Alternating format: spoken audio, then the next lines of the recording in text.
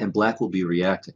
He doesn't have anything concrete yet, but there are pluses. So he's got a little more space. I would say maybe the main pawn breaks are more in his hands than in black's. And of course, there is always the possibility, though it's still relatively remote for now, of exploiting the d5 square. Well, here black played b4, and I think this is an inaccuracy. Now I think that white's advantage is starting to become somewhat substantial. The problem with b4 is that it's weakening more squares, well, c4 in particular.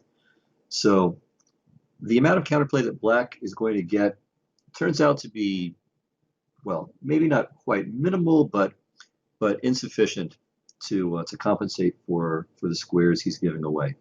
So b4 was not best. Here, Magnus immediately tried to take advantage with knight to c4.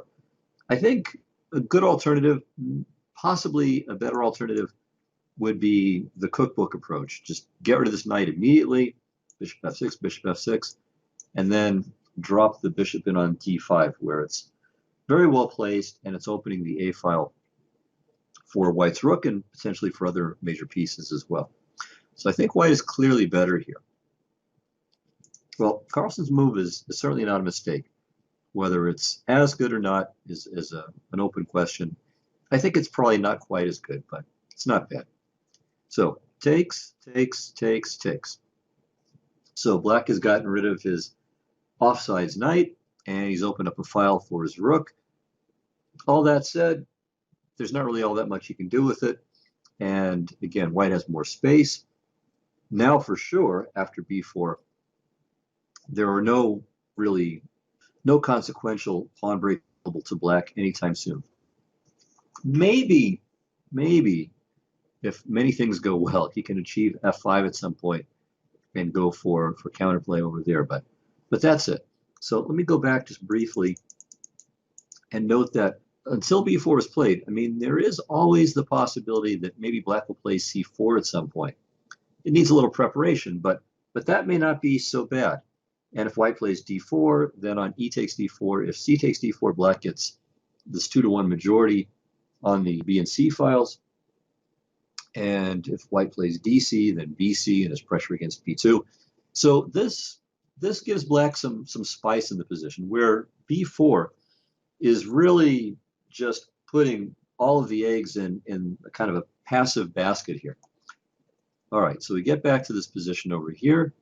And now this is the reason why I think knight to c4 was also not best. I think black should and could play knight to e8.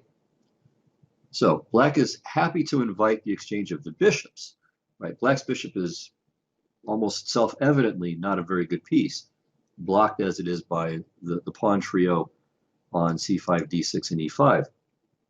Moreover, as I said, and I keep emphasizing, the d5 square could become important, so it's useful to keep this knight around.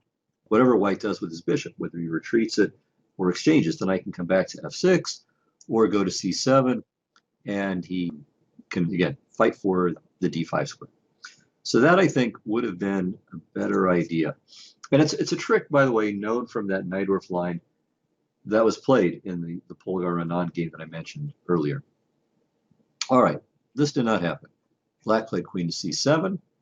Here, played queen to c2, which makes sense, connecting the rooks, but and also taking the second rank under control, so black has no ideas of rook to b2, right? Because after queen c7, maybe black will go rook to b2, and then if it's challenged, he'll bring the second rook over to back it up.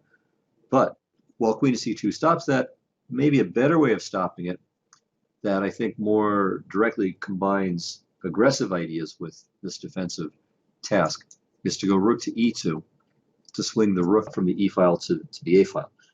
And that looks pretty good. So I like both the idea and white's position here quite a bit. All right, queen to c2, again, maybe not best, but not bad. And here, Tari makes a move that I really don't like. And once again, I'm going to harken back to the Polgar-Anand game, where Anand played bishop e6 takes white's bishop on b3, which was a serious positional error.